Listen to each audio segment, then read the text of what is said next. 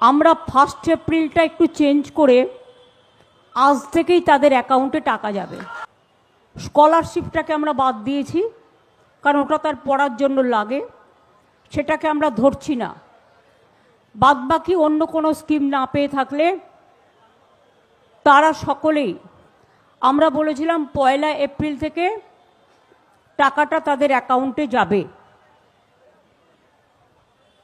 কিন্তু কালকে আন্তর্জাতিক মহিলা দিবস আছে, তার উপহার হিসেবে আমরা 1 এপ্রিলটা একটু চেঞ্জ করে আজ থেকেই তাদের অ্যাকাউন্টে টাকা যাবে।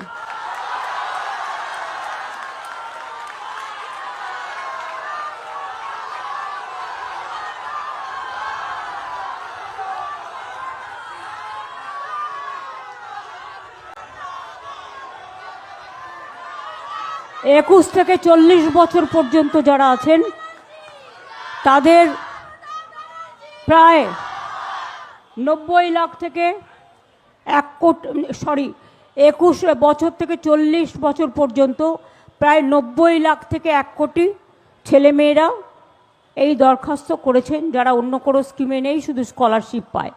স্কলারশিপ কন্যাশ্রীকে আমরা ধরছি না, কারণ তাদের এটা প্রাপ্য পড়াশোনার জন্য, যারা স্টুডেন্ট আছে